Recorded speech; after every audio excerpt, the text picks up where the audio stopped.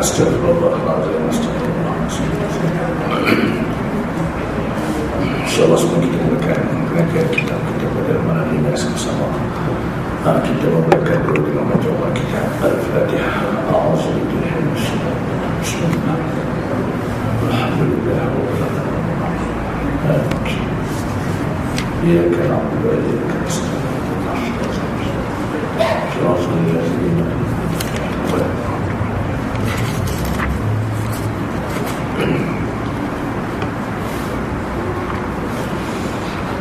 أعوذ بالله من الشيطان الرجيم بسم الله الرحمن الرحيم السلام عليكم ورحمة الله وبركاته الحمد لله رب العالمين والصلاة والسلام على أشرف الأنبياء والمرسلين وعلى آله وأصحابه أجمعين سبحانك لا علم لنا إلا ما علمتنا إنك أنت العليم الحكيم رب اشرح لي صدري ويسر لي امري واحلل عقدة من لساني يفقهوا قولي اللهم ارزقنا فهم النبيين والمرسلين والهام الملائكة المقربين اما بعد فلا حول ولا قوة الا بالله العلي العظيم.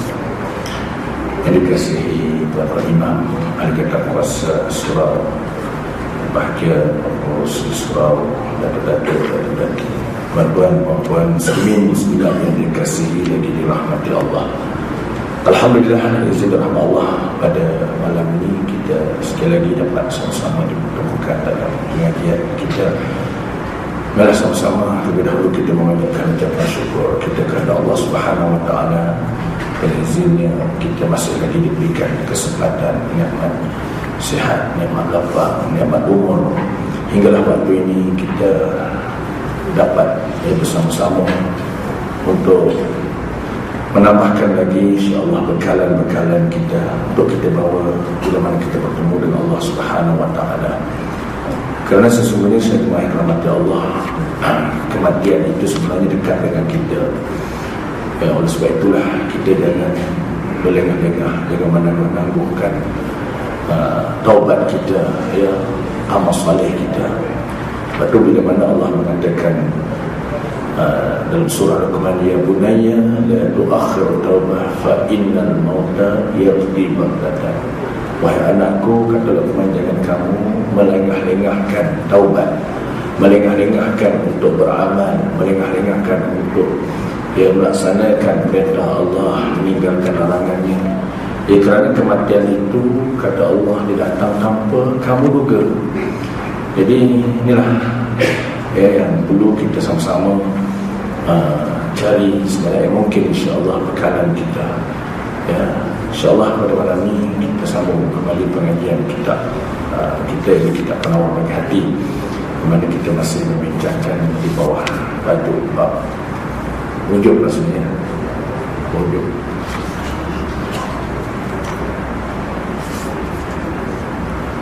Di sambungan pengajian kita pada malam ini, di antara sifat mazmumah ataupun disebut di antara kelakuan hati yang dicela ialah sifat ujub di dalam diri kita. InsyaAllah sambungannya ke surat 1 pasal yang mana atas wa ma tasyaa'una illa insyaAllah. Bismillahirrahmanirrahim. Sambungan daripada pengajian kitab kita yang lalu, yang mana kita masih bincangkan di bawah tajuk wujud muka surat 141 141 dan firman-Nya. Dan firman Allah Subhanahu wa taala, wa ma tasyaa'una illa ayyasha Allah.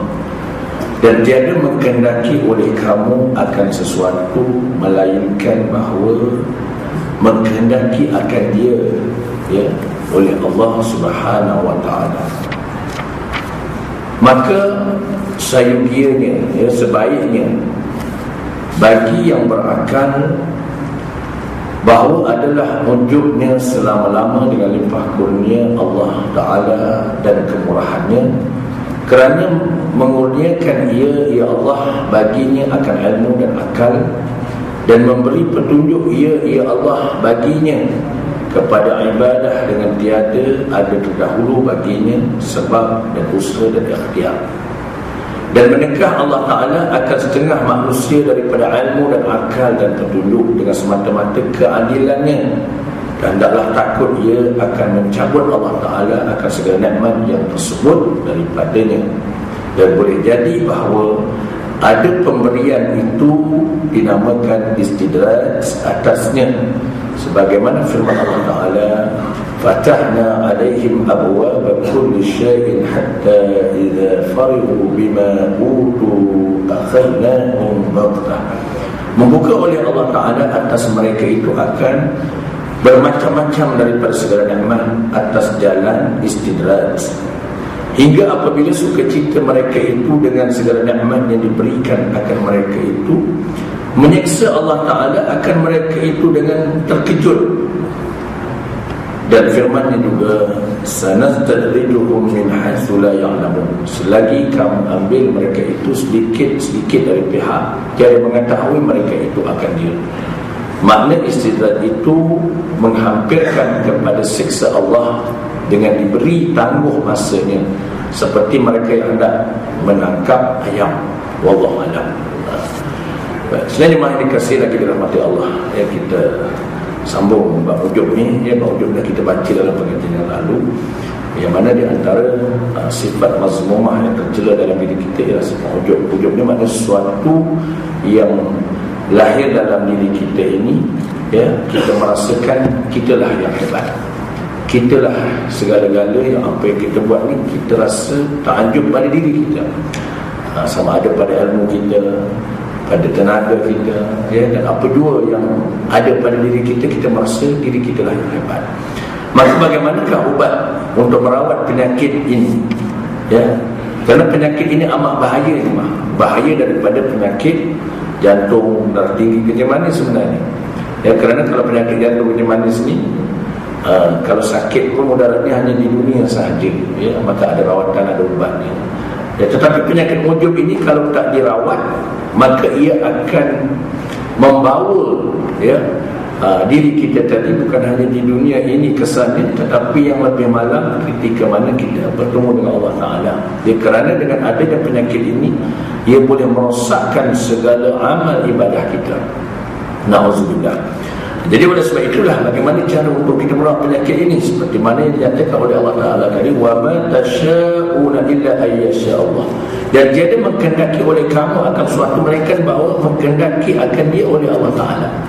Ya, jadi makna sini, apapun yang ada pada diri kita ini semuanya dengan pemberian dan anugerah Allah Ta'ala.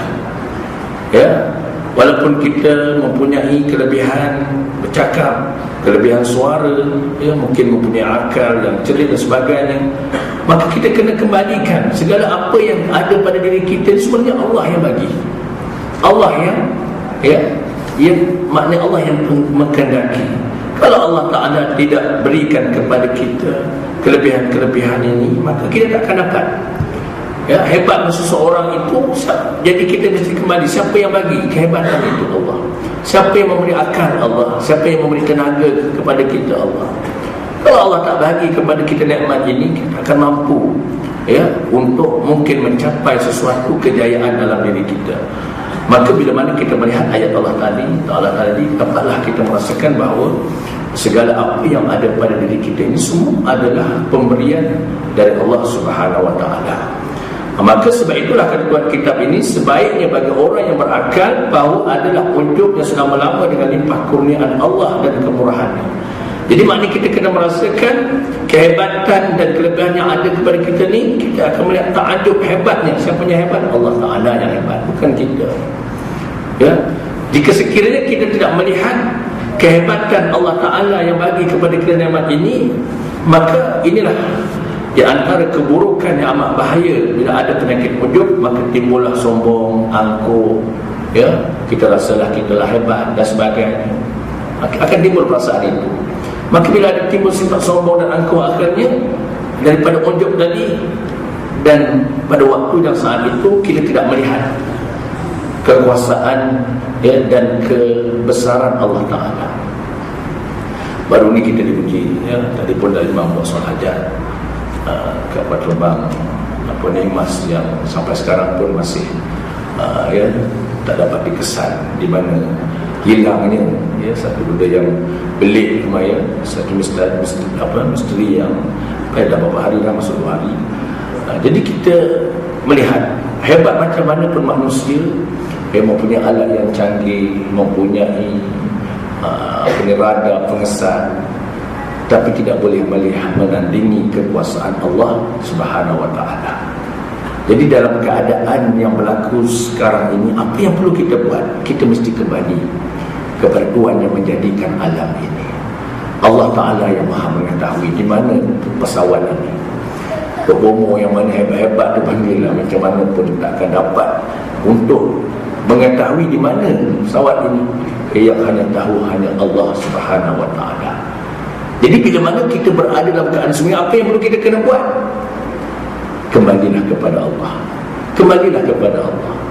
Begitu juga apabila mana kita mungkin terlalu banyak dosa hamba Allah pada waktu dan saat ini, dengan ujub tadi puncanya timbullah sifat sombong dan angkuh.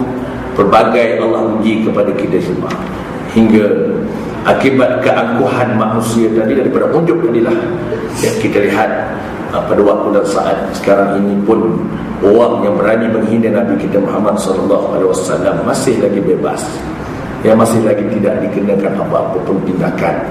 Kita sedia maklum siapakah orang ini yang disebut sebagai Dr. Kasim Ahmad, hingga menghina Nabi kita Muhammad SAW. Dan kemudian bukan hanya saja menghina Nabi kita, malah menghina pula pewaris kepada Nabi, ulama itu kastan sama macam padri. Jadi orang sebegini juga kita lihat, jika sekiranya dia bebas, semestinya ramailah mungkin terpengaruh dengan pandangan, dengan hujahnya. Jika sekiranya orang-orang awam yang tidak datang ke rumah Allah, tidak mendengar maksudmu, maka ini juga di antara salah satu sebab bala Allah Ta'ala sebenarnya, bala dan musibah yang Allah Ta'ala tahan rahmatnya sebenarnya. Sebab itulah hujan tak turun-turun dulu. Dalam hujan tak turun, kita bimbang dah hujan nak buat solat. Dan sekarang ni pesawat mas pula hilang. Berbagai keadaan yang berlaku. Ialah ini semua adalah ketentuan Allah Ta'ala. Tetapi waktu yang sama, kita sebagai hamba Allah, kita mesti kembali. Kita mesti kembali kepada Allah Ta'ala. Kerana Allah nak melihat sejauh manakah keangkuhan, kesombongan manusia itu. Apabila kita jauh-jauh dengan Allah Ta'ala, Allah cuba satu-satu Allah bagi semua, macam-macam Allah bagi. Jadi kalau kita tak nampak lagi ni, tak tahulah kita. Kalau masih kita lagi buta lagi, masih lagi kita mengikut nafsu kita, tidak mengikut kehendak Allah Ta'ala, sampai bila kita mampu untuk menanggung bala dan musibah sebegini? Sebab itulah perlunya kepada kita, dalam apapun kelebihan yang ada pada kita, itu semua adalah pemberian anugerah dari Allah Subhanahu wa ta'ala, yang disebut sebagai rahmat. Kita beramal, kita beribadah, kita diberikan, kita datang pada malam ini. Ini semua dengan rahmat Allah kepada kita, pemberian Allah kepada kita. Bukan sebab dengan kekuatan tenaga kita, tidak, dengan tunjuk Allah Ta'ala. Jika kita tidak nampak kehebatan dan petunjuk Allah, maka akan timbul penyakit ujub tadi. Macam kisah di zaman dulu kan, seorang yang hebat beramal hingga 500 tahun umurnya kan, panjang umurnya 500 tahun. Tiba-tiba dia berdoa minta mati waktu sujud. Allah terima doanya, matilah hamba Allah. Bila mati, tiba-tiba dia nak masuk surga. Dia kata, wahai Tuhan, aku layak masuk surga ni sebab amal aku, sebab ibadah aku selama 500 tahun. Maknanya dia ujub dengan amalnya. Bila dia ujub dengan amalnya, akhirnya Allah kata, udkhulu finnar, kamu tak layak masuk surga, kamu masuk neraka. Bila mana dia udkhulu finnar, masuk neraka, akhirnya lalu Allah kata, kamu masuk surga dengan rahmatku, bukan dengan amal kamu. Kalau nak ditimbang telinga kamu sebelah dengan dengan amal kamu, mana yang lebih berat? Satu nikmat telinga aja timbang dengan amal 500 tahun. Maka lebih berat satu nikmat yang Allah bagi daripada ibadah kita 500 tahun. Sebab tu kita jangan ujub, jangan sombong, jangan angkuh. Jepun yang hebat dan canggih pun Allah bagi tsunami, tak boleh nak lawan. Ini kita sekarang kita lihatlah Daripada mereka pun datang, Suria pun datang, seluruh berbagai dunia sudut datang nak cari. Jadi ialah usaha dan ikhtiar kita. Tapi dalam apapun keadaan yang berlaku bagi kita sebagai orang Islam, pertama kita mesti kembali kepada Allah. Kita banyakkan beristighfar, mohon ampun. Ya mungkin sebab dosa-dosa kita inilah yang menyebabkan Allah turunkan musibah dalam hal keadaan sedemikian. Baik, kemudian kerana disebut dalam kitab ini mengurniakan ia baginya akan ilmu dan akal dan memberi petunjuk ia baginya kepada ibadah dengan tiada ada terdahulu baginya sebab dan usaha dan ikhtiar. Ya, dan menegah Allah Ta'ala akan setengah manusia daripada ilmu dan akal dan petunjuk dengan semata-mata keadilannya. Jadi segala usaha dan ikhtiar kita itu pun dengan kita nak dapatkan harta, nak dapatkan ilmu dan sebagainya, itu semua dengan apa? Dengan pemberian Allah Subhanahu Wa Ta'ala. Ya, sebab tu jangan kita jadi golongan-golongan, ada golongan qadariyah yang menyatakan aku beramal ni sebab kuasa aku, sebab diri aku. Inilah orang yang bercakap macam tu sebenarnya dalam hatinya itu dah wujud penyakit yang sebab ujub dalam dirinya. Bila ujub dia timbul, maka lahirlah dia merasa dirinya lah hebat, dirinya lah yang lebih, hingga akibat daripada itu habis segala amal ibadahnya. Dan juga dengan semata-mata keadilannya dan taklah takut ia akan mencabut Allah Ta'ala akan segala nikmat yang tersebut daripadanya. Dan boleh jadi bahawa ada pemberian nikmat itu disebut istidraj. Ini yang kita bimbang. Ada orang yang makin sombong, makin angkuh, makin kaya dia. Ya, makin sombong, makin angkuh, tapi makin kaya. Walaupun dia tak sembahyang, dia tak surau, dia tak taat, tapi makin mewah hidupnya.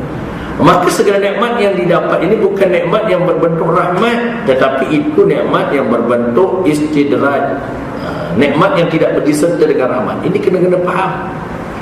Ya, sebab tu kita jangan cemburu sangat tengok orang yang tak sembahyang tu kaya, orang yang melawan hukum Allah tu makin lama makin, ialah mungkin di segi hartanya banyak pada kita yang ke masjid, yang ke surau ni. Alhamdulillah lah ada yang kita bersyukur apa yang ada. Tapi yang tak ke masjid, ke surau ni, tengok tak ada apa pun. Ya, sebab kadang-kadang ada orang yang bercakap, alah pergi masjid, pergi surau pun bukan dapat apa pun. Dia, aku tak pergi masjid, Allah bagi juga. Allah bagi juga apa yang aku nak, semua aku dapat. Ya, mana dia tahu Allah bagi, tetapi kita kena ingat pemberian Allah itu bukan berbentuk nikmat yang berserta dengan rahmat, tetapi nikmat yang berserta dengan laknat Allah Ta'ala. Sebab nak tahu istidraj ataupun tidak, kita lihat di segi hubungan kita dengan Allah. Kalau makin kita diberikan nikmat, makin jauh kita dengan Allah, makin sombong, makin ujub, makin kita rasa kita hebat, kita angkuh. Maknanya nikmat itu bukan rahmat sebenarnya. Itu nikmat yang berbentuk laknat Allah, na'udzubillah, tipu daya Allah Ta'ala. Jadi oleh sebab itu, cuma rahmati Allah dalam hal keadaan ini, perlulah kita kena merasakan sesuatu apa yang ada pada diri kita, baik pada paras rupa kita, pada ilmu yang ada pada kita, kelebihan yang ada pada kita, dan apa pun kita mesti kembalikan. Semuanya itu adalah pemberian dari Allah Ta'ala, bukan kita. Kita tak ada apa. Tangan ni Allah yang punya, kaki Allah yang punya, otak kita ni Allah yang punya, Allah yang bagi. Sebab tu kita boleh lihat berapa ramai manusia yang ujub, yang sombong, yang angkuh. Bila Allah tarik nikmat sihat dia, mana kehebatan dia? Kan? Mana di Fir'aun yang hebat? Tak ada. Qarun mana dia? Haman mana? Abu Lahab, Abu Jahal mana? Sebab tu kita hidup di dunia jangan sombong, jangan ujub dalam diri itu. Ya?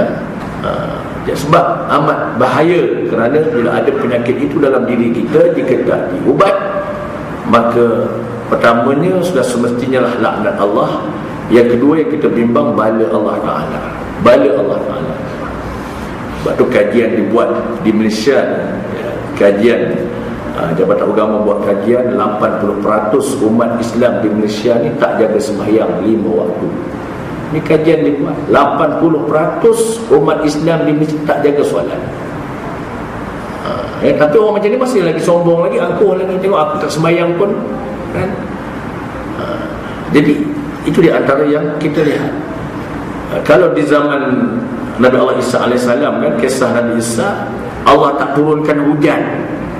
Ya, bila Allah tak turunkan hujan, Nabi Isa doa pada Allah, minta petunjuk, ya Allah, kenapa kamu tak turunkan hujan dalam negeri ni? Lalu Allah Ta'ala memberi petunjuk. Allah kata apa? Aku tak turun hujan sebab ada seorang lelaki masuk dalam negeri itu, kemudian dia mengambil air sungai yang mengalir dalam negeri itu, dia basuh muka dia. Lelaki ini tidak melakukan solat, dia tak sembahyang.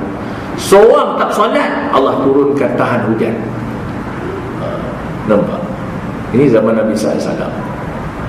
Zaman kita sekarang, umat Muhammad ke zaman ni bukan seorang tak sembahyang, 80% tak sembahyang. Yang jaga sembahyang 20% jaga sembahyang. Itu belum lagi soal yang sembahyang yang tak sempurna sembahyang. Ramai dia sembahyang tapi sembahyang yang tak sempurna, tak berilmu, dengan tidak jaga rukun dan mukminatnya. Itu juga di antara bala Allah bila tidak kita belajar tentang ilmu-ilmu sedemikian. Sebab iman rahmat Allah ialah, bagi kita sebagai orang Islam sendiri, kita meyakini apa yang disebut bahawa as-salat itu imaduddin, sembahyang itu tiang agama. Kalau 80% tak sembahyang, maknanya 80% di kalangan umat Islam yang meruntuhkan agama. Ya, yang meruntuhkan agama, maknanya melawan seolah-olah dia melawan Allah Ta'ala, tak ikut perintah Allah. Macam mana Allah nak turunkan rahmat? Ini dalam soal solat. Kemudian kajian dibuat lagi, kita baca dalam kajian 80% ya, orang Islam golongan perempuan yang tak pakai tudung, yang tidak menjaga aurat 80%, yang jaga aurat cuma 20% sahaja. Ini juga di antara salah satu kenapa rahmat Allah tak turun. Sebab syarat kita nak mendapat rahmat Allah tadi disebut walau annal ahlal qura amanu wattaqaw fatahna alaihim barakatin minas samai wal ard. Dan jikalau penduduk dalam sebuah kampung, negeri dan negara itu mereka beriman dan bertakwa, itu syarat dia. Ya, iman ni di mana letak? Dalam hati. Jadi nak supaya iman, supaya tidak ada penyakit ujub dalam diri. Kalau ada ujub, maknanya tak ada iman dalam diri kita. Ya, ini syarat dia. Dan bertakwa, maka Allah turunkan keberkatan. Walakin, dan akan tetapi kalau penduduk hidup dia mereka tak beriman, tak bertakwa kepada Allah, penuh penyakit hasad dengki, penyakit riak, penyakit ujub dan semua penyakit sifat-sifat mazlumah yang kita sebut dalam kitab ini, maka macam mana Allah nak turunkan rahmat dan keberkatan?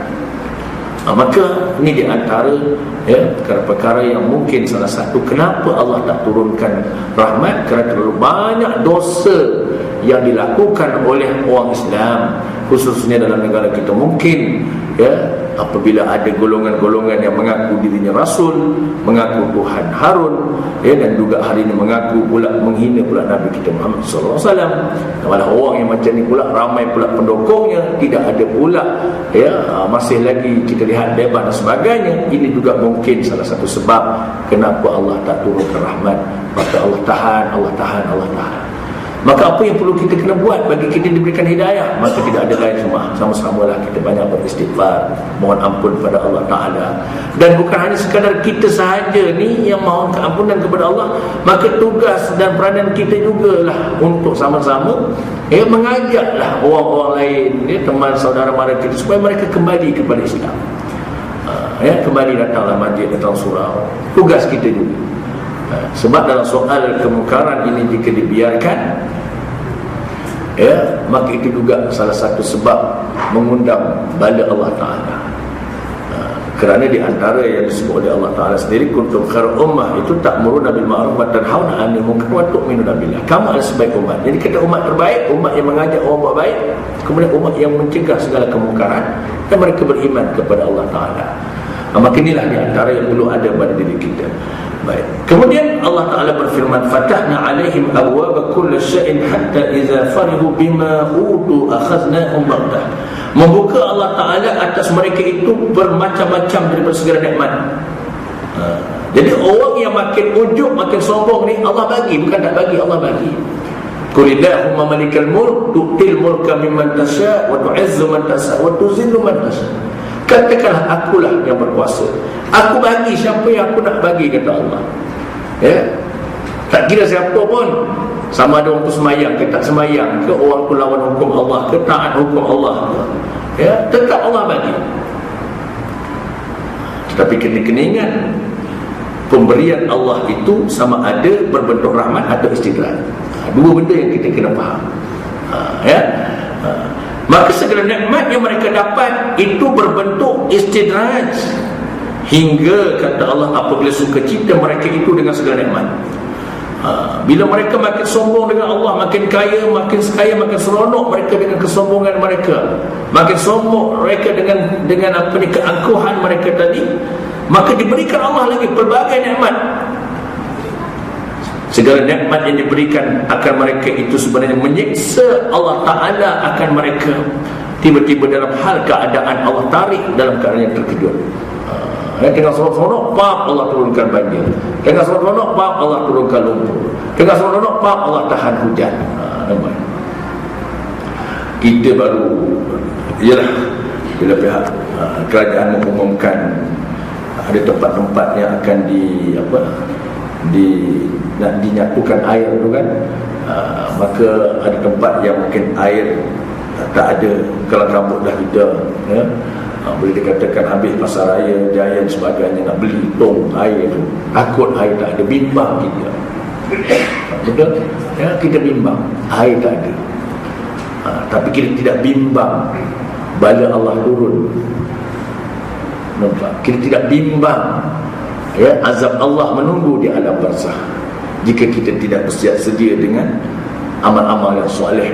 Ya, begitu juga penyakit-penyakit munjuk, penyakit-penyakit yang ada dalam diri kita ni kalau kita tidak buang. Jadi kita lebih bimbang yang zahir, tidak bimbang dalam hal keadaan yang masa akan datang. Jadi inilah yang perlu kita kena. Kalau kita bimbang dalam soal, sepatutnya dalam soal hubungan kita dengan Allah, soal bila bertemu dengan Allah, itulah sebenarnya yang patut lebih kita bimbang.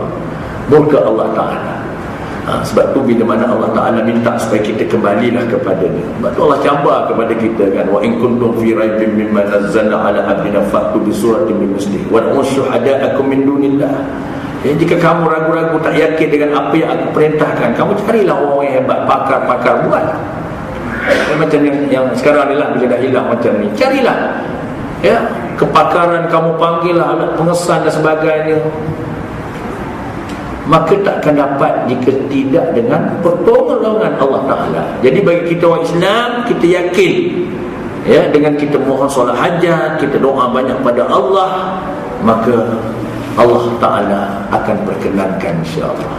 Maka Allah akan tunjukkan ya, semua Allah tahu kat mana pesawat tu, Allah dia yang tahu, siapa pun tak boleh tahu ya. Sebab tu Allah ajar kepada kita, di antaranya apa dia? Firman Allah dalam surah Al-A'raf ayat 55-57. Ud'u rabbakum tadarruan wa khufyah innahu la yuhibbul mu'tadin. Kata Allah, bila mana kamu berada dalam keadaan yang sedih, dalam keadaan yang duka cita, dalam keadaan kamu tak tahu dah, buntu dah, macam mana nak buat ni, tak tahu dah, maka kata Allah, kau berdoalah kepadaku. Kamu berdoalah kepadaku dengan merendah diri, dengan suara yang perlahan. Sesungguhnya Allah tidak suka kepada orang-orang yang melampaui batas. Dan janganlah kamu berbuat kerosakan di bumi sesudah Allah menyediakan segala yang membawa kebaikan padanya. Allah ingatkan kita, jangan kamu buat kerosakan di muka bumi ni, jangan. Setelah Allah beri kepada kita nikmat, jangan kita buat kerosakan, ni maknanya kemungkaran, kemaksiatan. Dan berdoalah kepadanya dengan perasaan bimbang kalau tidak diterima, dan juga dengan perasaan mengharap supaya dimakbulkan. Berarti kita ni nak hilangkan sifat ujub, sifat sombong, takbur ni. Bila kita doa, kita minta sungguh-sungguh dengan Allah Ta'ala. Waktu yang sama kita bimbang, ya Allah, kau terima ke tidak doa aku ni, ya Allah, kau terima ke tidak. Tapi kami amat-amat mengharap, mudah-mudahan kau terimalah, ya Allah. Kita minta ya, sebab kita ni terlalu yakin sangat, tak ada masalah, confirm dah Allah terima kan. Jadi bagi kita sebagai hamba Allah, kena ada perasaan bimbang. Waktu yang sama kita mengharap agar Allah terima. Sesungguhnya rahmat Allah itu dekat kepada orang-orang yang memperbaiki amalannya. Dan juga di antara sinar rahmat Allah ya, untuk kita mendapatkan rahmat Allah, pertolongan Allah Ta'ala ni, nak minta selain kita istighfar, kita jaga amalan kita, perbaikilah amalan kita. Sembahyang kita kena betul ya, kemudian pula lidah kita bercakap biar betul, mata kita biar betul. Seluruh anggota kita ni kena jaga amalan kita ya. Kalau lidah masih lagi banyak mengumpat, mata melihat yang haram, telinga mendengar perkara yang, kaki pergi tempat yang haram, walaupun minta doa macam mana pun, macam mana Allah nak bantu? Jadi ini di antara yang Allah ajar pada kita. Dan dialah Allah yang menghantarkan angin sebagai pembawa berita yang menggembirakan sebelum kedatangan rahmat, iaitu hujan. Hingga apabila angin itu membawa awan mendung, kami halakan dia ke negeri yang mati, yakni negeri yang Allah turunkan bala tadi. Hujan tak turun. Bila mana kita berdoa dengan sungguh-sungguh, dengan hati yang merendah diri, kemudian pula kita banyakkan mohon keampunan, kemudian pula kita jaga amalan kita. Amal kita kena jaga, seluruh anggota kita kena jaga, maka Allah akan khabarkan berita gembira. Lalu Allah bawa angin, ya, dengan rahmat Allah tadi, maka Allah turunkan hujan kepada negeri yang mati yang diturunkan bala tadi. Lalu kami turunkan hujan dengan awan itu, kemudian kami keluarkan dengan air hujan berbagai jenis buah-buahan. Demikian pula kami mengeluarkan, menghidupkan semula orang-orang yang telah mati, supaya kamu beringat, yakni kamu mengambil pengajaran daripadanya. Allah suruh kita ambil iktibar. Sebab tu bila berlaku sekarang ni semua, banyak Allah bagi ni, Allah bagi apa, peringatan-peringatan kepada kita yang kita kadang-kadang sedar ke tidak.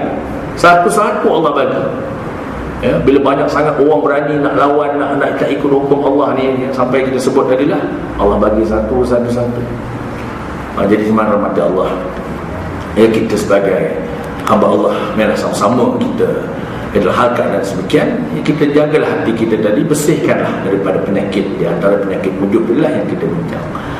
Kemudian firman Allah Ta'ala, sanastadrijuhum min haitsu la ya'lamun, selagi kamu ambil mereka itu sedikit dari pihak tiada mengetahui mereka itu akan dia. Jadi makna di sini segala nikmat yang kita dapat itu yang disebut dari istidraj, Allah tarik nikmat yang berbentuk rahmat tadi, tetapi Allah bagi, tetapi berbentuk, jadilah yang disebut tipu daya Allah Ta'ala. Makna istidraj itu menghampirkan kepada siksa Allah Ta'ala dengan diberi tangguh masanya. Maksud istidraj ialah satu nikmat yang kita dapat, ya, yang kita sebut tadi, makin kita sombong makin kita kaya, makin kita sombong makin Allah bagi kita kuasa, makin kita sombong, kita dah nampak macam kita berada di pihak yang benar. Orang yang sepatutnya benar, kita sabitkan kesalahan. Orang yang salah, kita sabitkan dia benar misalnya. Bila ini keadaan yang berlaku, mata Allah, Allah tangguh. Allah kata aku tangguh. Masa tangguh bila? Azab itu bila kita bertemu dengan Allah Ta'ala. Seperti mereka yang hendak menangkap ayam. Macam orang nak tangkap ayam lah. Ya, nak tangkap ayam ni bukan terus dapat. Tangguh cara macam mana dia juga. Begitulah juga, ya, segala apa yang kita dapat tadi, bila mana kita ujub dalam diri kita, akulah hebat, akulah yang boleh, kalau orang lain tak boleh dah, aku je lah, maka itulah pemberian yang kita dapat itu berbentuk istidraj. Alhamdulillah. Jadi bab yang ke-9 habis, bab tentang ujub, ya, di antara penyakit yang boleh merosakkan amal kita. Kemudian kita sambung bab yang ke-10, ya, di antara penyakit hati lagi yang boleh merosakkan amal kita, yang boleh menghalang segala amal ibadat kita daripada pintu-pintu langit, terutama pintu langit yang ke-10. Ya, pintu langit ke-10. Sebab sebenarnya setiap amal kita ni, kata Nabi, kita semayang malam ni, kita duduk kuliah ni, ada malaikat yang kerjanya mencatat amal kita, dan malaikat namanya malaikat hafazah. Dia bawa apa? Dia bawa amal kita, dibawa naik langit. Setiap pintu langit ni ada malaikat jaga. Pintu langit pertama, kedua, ketiga, keempat, kelima, yang ketujuh, sampai pintu langit yang ketujuh, bukan yang ke-10, yang ketujuh. Pintu langit yang ketujuh ada malaikat yang menjaga, dan malaikat ini tugas dia apa dia? Dia jaga. Kalau sekiranya ada dalam diri orang tu ada penyakit riak, maka malaikat tu dia tak buka pintu tu, dia tak boleh lepas pintu langit yang ketujuh dalam diri kita. Maka segala sembahyang kita yang kita sembahyang dah 40 tahun, 50 tahun, kita puasa dah hampir 40 tahun, dah ke Mekah, habis amal tu tak sampai, disimpan dalam illiyin. Maka malaikat tu dia peronyok-peronyok amal kita, dia balik, dia humbat, hancur berkecai. Maka di antaranya ialah pintu langit yang ketujuh yang menghalang amal kita ialah penyakit namanya riak. Ketahui olehmu kata Tuhan kitab ini bahawasanya riak itu ialah menuntut pangkat di dalam hati manusia.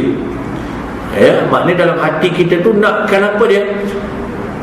Dengan ibadah dan pekerjaan kebajikan, atau menghendaki oleh seseorang dengan ibadahnya akan manfaat riak, seperti dia mengharapkan sesuatu yang selain daripada Allah, seperti dia mengharapkan harta, pangkat, jawatan, pujian, maka dia beramal itu mengharapkan habuan dunia, ya, sama ada harta, pangkat, kedudukan dan juga pujian manusia.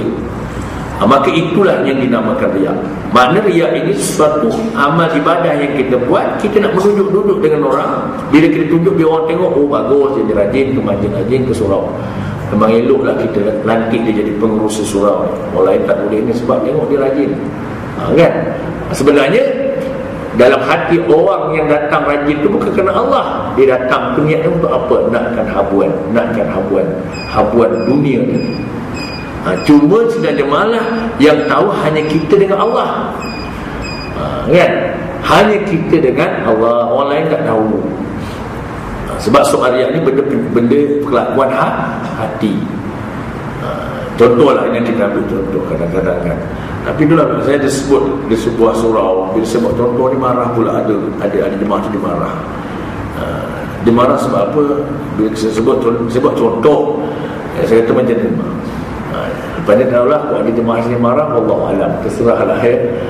Dia kata macam ni. Soal riya ni benda dalam. Mana sesuatu amalan yang kita buat, dia berbeza dengan ujub. Ini kan ujub ni kita rasa diri kita hebat, tak tunjuk dengan orang. Riya ni asal dengan ra'a, lihat. Dia beramal nak orang nampak. Kalau tak ada orang, dia tak sembahyang, nampak? Kalau tak ada orang, dia tak datang masjid, ya. Maknanya dia nak buat suatu amalan tu nak orang tengok dia. Bila orang tengok dia nakkan habuan, sama ada puji orang tu ataupun dia nakkan suatu kedudukan. Saya ambil contoh, saya buat contoh lah. Ini banyak yang berlaku di surau masjid. Cuma ini antara kita dengan Allah Ta'ala je yang tahu. Saya tak tidaklah menuduh, tidaklah mengata, ya, sesiapa pun di umum. Maknanya antara kita dengan Allah. Yang tahu hanya kita bertuan badan lah. Saya buat contoh, saya kata tuan-tuan, kadang-kadang kita ni ada datang ke surau dan banyak, alhamdulillah kita bersyukur. Tapi kena jaga hati ni. Hati ni kena jaga. Jangan ada penyakit yang penyakit yang ada dalam hati kita sebab penyakit riya. Dia antara bisikan syaitan yang boleh merosakkan amal kita. Apa dia antara contoh? Ada orang datang masjid surau tu nakkan jawatan misalnya. Dia nakkan suatu jawatan. Tiba-tiba tak ada jawatan. Bila tak ada jawatan, maka dia pun tak datang. Contohlah kan. Dia pun tak datang lah. Jadi bila tak datang tu, jadi orang yang tak datang tu marah. Rupanya kawan-kawannya akan marah. Dia kata Ustaz kata yang tak datang surau tu sebab tak nak jawatan. Dia marah kan. Saya kata kenapa pula kita nak marah? Kenapa pula kena terasa hati?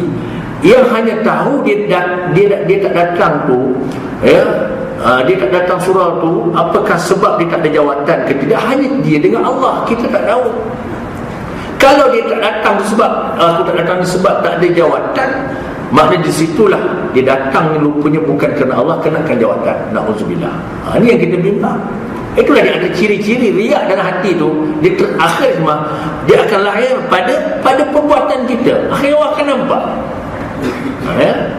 Jadi maknanya kita datang, contoh ada orang tak datang bukan sebab kerana tak jawatan, mungkin sebab uzur, sebab sakit, itu lain, ya. Jadi dia tak datang sebab apa? Mungkin sebab aku dah tak ada jawatan, buat apa? Nampak? Ataupun ada orang datang kerana jawatan, maka ini pun salah juga. Ini pun Allah tak terima juga amal kita. Contoh, ya, kita sebut ada orang datang, sebab apa kamu datang masjid? Sebab aku dah ada jawatan, sebab aku jawatan aku imam. Aku pun datang. Aku datang sebab jawatan aku Bilal, aku azan lah. Aku datang sebab aku ni penisiap masjid. Itu yang kadang-kadang ada suatu tempat masjid tu 3 orang je sembahyang, imam, Bilal, siap. Bila tanya, yang orang lain jemaah tak ada, aku ni pun sebab jawatan dia, kalau tidak pun dah datang. Habis dia. Yang imam datang ni bukan sebab dia imam tu. Imam itu amanah, itu beza. Nampak? Bilal yang diberikan itu amanah, siap itu amanah yang diamanahkan. Setelah dipilih itu amanah, bukan sebab kerana imam itu, bukan.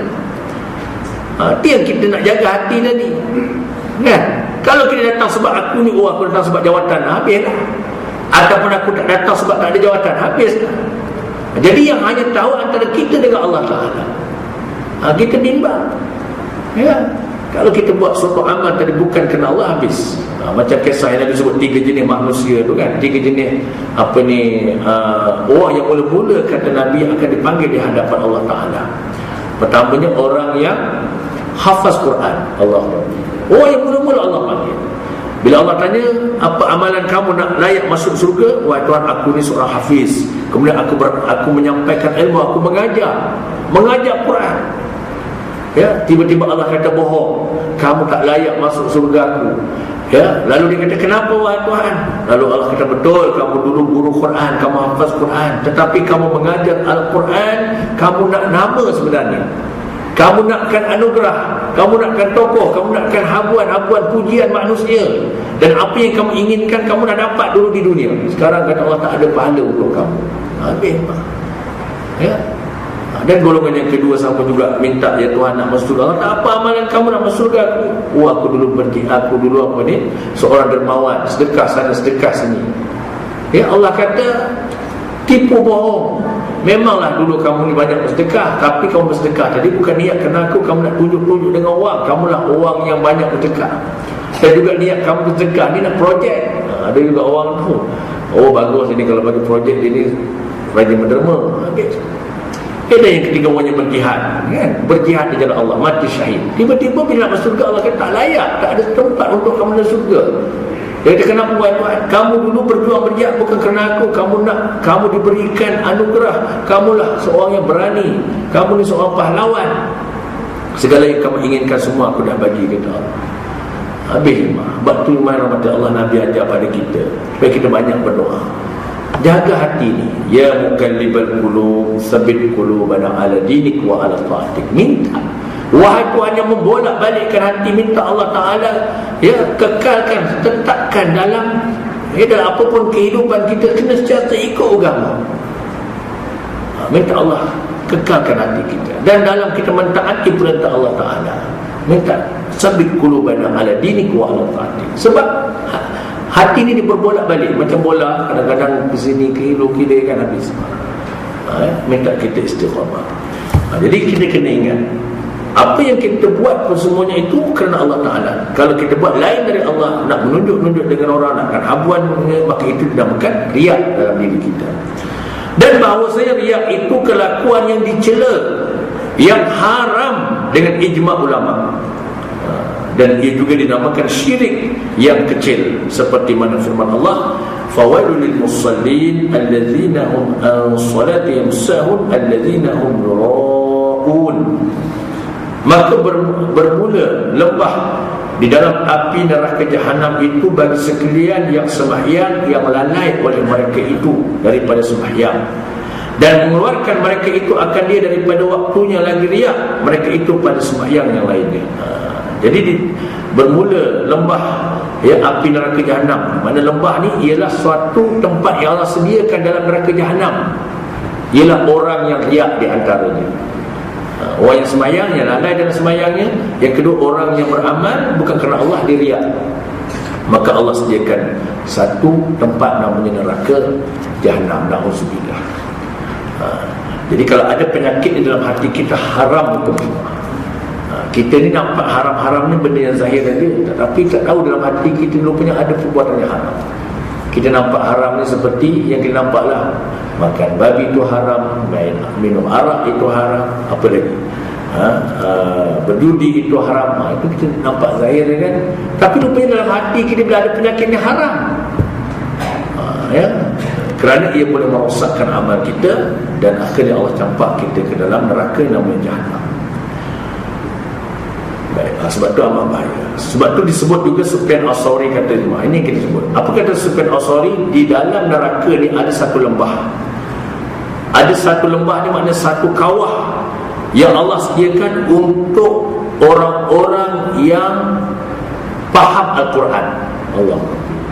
Orang-orang yang mengerti Al-Quran, orang-orang yang hafaz Quran, dia tahu hukum dalam Quran, tetapi dia faham Quran, dia tahu Quran, ya, tetapi tujuan dia tahu Quran itu untuk menjadi penasihat dan pengampu kepada pemimpin yang zalim. Allah. Dia tidak mengharamkan apa yang diharamkan oleh Allah. maka dia membiarkan kezaliman yang dilakukan oleh khalifah-khalifah. Kerana apa? Kerana dengan Quran yang dia tahu tadi, untuk habuan-habuan dunia. Kalau aku cakap benda ni haramkan, habis rumah kena tarik, allowance kena tarik, ni contoh. Tidak kena mengena sesiapa pun. Kalau terkena tu nasib lain. Tapi itulah hakikatnya. Jadi maknanya apa dia? Kata Sufyan Al-Thawri, ada satu lembah yang aku khususkan kepada ahli Al-Quran. Allah. Kenapa pula golongan Quran pula ada dalam neraka pula dikhususkan? Yang kita faham, yang golongan rakyat neraka ni orang yang tak sembahyang, orang yang berjudi, orang yang minum arak. Yang kita faham macam tu je. Lupa-lupanya ada juga neraka yang untuk ahli Al-Quran. Tetapi dia menjadi ahli Al-Quran, dia mengaji, dia belajar, dia mengajar bukan kerana Allah, tetapi untuk mencari kehabuan dunia, menjadi pengampu-pengampu kepada khalifah-khalifah yang zalim. Firman Allah, kita kena banyak doa dalam hati kita, jauhkan kepada semikian. Kerana ialah iblis, syaitan ni dia tak akan biarkan kita sebenarnya. Tak dapat cara sesatkan kita dengan cara kita tak sembahyang, dengan cara kita tak pakai tudung. Tapi dia akan cuba rosakkan hati kita dengan penyakit-penyakit riak tadilah di antaranya. Kemudian Nabi SAW menyebut lagi, inna akhwafa ma akhafu alaikum syirkul asghar wa huwa riya yaqulullahu yawmal qiyamah lil mura'ina idza jazallahu nas bi'amalihim izhabu ila alladhina kuntum tura'una fid dunya unzuru hal tajiduna indahum jazaa.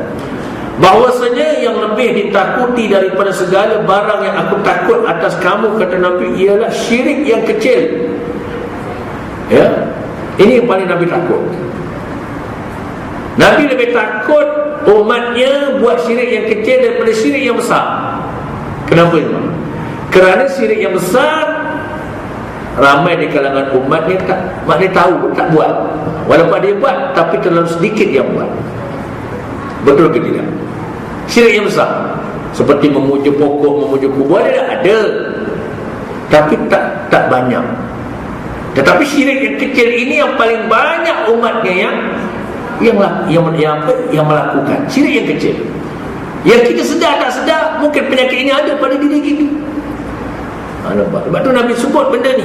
Yang aku paling bimbang kata Nabi, yang berlaku kepada umatku ialah syirkul asghar, syirik yang kecil, daripada syirik yang besar. Kalau zaman kita sekarang, alhamdulillah dah mula dah kesedaran. Kalau zaman-zaman datuk nenek kita dulu-dulu lah, banyak kepercayaan kan. Tapi yang tu ada, tapi tetaplah ramai seperti syirik yang kecil. Ini yang Nabi sebut, iaitu riya. Berfirman Allah Ta'ala pada hari kiamat, bagi sekalian orang yang riya, nampak? Nak kata besar tak besarnya dosa riya semua ya. Allah berfirman kepada sekalian orang yang riak. Siapa dia orang riak? Orang yang beramal, beribadah bukan kerana Allah, kerana habuan dunia atau selain daripada Allah. Maka Allah kata apabila membalas, Allah Ta'ala akan manusia dengan segala amal mereka itu, pergilah oleh kamu kepada mereka yang ada kamu mengerjakan ibadah kerana mereka itu di dalam dunia. Tilik oleh kamu, adakah mendapat kamu pada sisi mereka itu akan balasan. Nampak? Pada hari kiamat nanti, orang yang beramal ni bukan kerana Allah, riak. Jadi yang tahu hanya kerana Allah lah. Allah kata apa?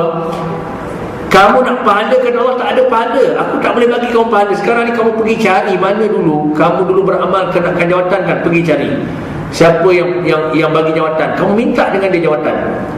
Kamu minta dengan dia pahala. Jangan minta dengan aku, kata Allah. Kenapa? Allah suruh kita pergi cari. Malah golongan-golongan ini juga dipermain-mainkan Allah nanti di hari akhirat. Ya, seperti mana yang pernah disebut oleh Nabi SAW, golongan riak ini, ya, nanti di akhirat akan dibawa naik satu kenderaan, wallahu a'lam bagaimana kenderaan, dibawa ke mana? Dibawa ke surga. Kemudian dibawa masuk ke surga, sampai pintu surga, dimasuk, dilihat nikmat surga. Kemudian Allah perintah, yang membawanya itu bawa keluarkan dari surga, kemudian terus bawa udkhul finnar, masuk neraka. Akhirnya golongan ahli riak dia berkata, wahai Tuhan, kenapa kau mempermain-mainkan kami? Alangkah baiknya kalau kau terus humbankan kami neraka, tapi kau masukkan kami ke surga, kau lihatkan nikmat surga, kemudian kau keluarkan kami dari surga, kau terus bawa kami ke neraka. Kenapa kau mempermain-mainkan kami? Lalu Allah kata apa? Bukankah dulu engkau mempermain-mainkan aku? Orang yang riak ni sebenarnya memperolok-olokkan Allah. Macam kalau kita orang mempermain-mainkan kita, marah tak kita? Kita tak tahu. Dia mempermain-mainkan kita. Depan kita bukan main lagi cakap, belakang kita dia yang bentang kita, dia yang basah kita. Allah, kalau kita tahu, ya Allah, harapkan pagar-pagar mata tadi. Macam ni kita dah beri kepercayaan, tiba-tiba dia khianat, dia tak amanah. Allah, begitulah juga kita dengan Allah. Allah dah perintahkan kita sembahyang dah, elok dah, bukan main lagi. Tapi rupanya kita khianat dengan Allah. Kita mempermain-mainkan, memperolok-olokkan Allah. Sedangkan kita tak tahu Allah tu, wallahu ya'lamu ma fis sudur. Sesungguhnya Allah tahu apa yang ada dalam hati-hati kita. Jangan kita nak sembunyi, Allah tahu. Sebab kalau kita memahami ayat itu, sudah cukup memadai untuk menyelamatkan diri kita daripada penyakit tadi. Dan tiada kuasa mereka itu membalas amal ibadah kamu, maka tiada faedah bagi riak itu. Bahkan kamu rugi dengan penat sahaja, tiada mendapat pahala di sisi Allah Ta'ala. Sebab orang yang riak, mereka tak akan dapat pahala, kerana Allah tak akan bagi sedikit pun pahala pada orang macam ni. Minta pahala sembahyang, minta pahala puasa, minta pahala haji, mana tak ada. Allah kata tak bagi. Jadi orang yang macam ni sebut golongan yang muflis ni lah. Golongan yang muflis, minta pahala, tak ada pahala. Allah. Dan sabda Nabi SAW lagi, Inna Allah harramal jannah ala kulli murad. Allah, ini yang kita bimbang, bahawasanya Allah Ta'ala mengharamkan ia akan surga atas tiap-tiap orang yang ada riak dalam hatinya. Allah haramkan surga. Sebab tu Nabi dah sebut dalam hadis yang kita baca tadi, yang paling aku bimbang, yang paling aku takut kerana Nabi yang menimpa umatku ialah riak. Ini yang paling aku takut, Nabi sebut. Nabi tak banyak Nabi sebut tentang syirik yang besar tu mah. Tapi syirik yang kecil ni yang paling banyak Nabi bimbang. Ini yang paling banyak berlaku, kita sebut tadi. Dikehendaki mengharamkan itu ialah menegah dan tiada memberi ia akan dia oleh Allah Ta'ala surga bagi orang yang sembahyang, bagi orang yang bersedekah, bagi orang yang berjihad, bagi orang yang mengajar ilmu, sama ada ilmu agama dan sebagainya. Kalau dia buat itu bukan kerana Allah, tapi nakkan tadilah selain daripada Allah Ta'ala. Habis. Maka Allah kata tak ada, tak ada surga untuk kamu, haram untuk kamu masuk surga. Bila dah tak ada surga, mana lagi? Sebab di sana nanti dua tempat dia, surga atau neraka. Tak ada jenis tengah-tengah. Ada orang saya ni tengah-tengah Ustaz. Tengah-tengah lah. Tak ada mana-mana. Semua boleh. Masjid pun boleh, dangdut pun boleh. Pergilah. Ada jenis orang macam ni. Ni jenis munafik ni mah. Orang munafik ni itulah, dia semua boleh. Dalam dua muka. Kan? Jadi orang yang macam ni, Allah kata haram untuk surga. Dan sabda Nabi sallallahu alaihi wasallam lagi, rihul jannah yujadu min masirati khamsimi'ah wa la yajiduha man talaba dunya bi amalin akhirah. Bermula bau surga itu dicium akan dia daripada perjalanan 500 tahun. Allah. Bau surga, perjalanan nak sampai ke surga 500 tahun dah tercium baunya. Nikmat surga. Dan tiada mencium akan dia oleh mereka yang menuntut dunia dengan amal akhirat. Allah. Macam mana kita nak lepas? Sebab tu bila mana Nabi sebut hadis-hadis macam ni, sahabat menangis. Kenapa? Kerana takut, bimbang. Seperti Nabi sebut tadilah, sampai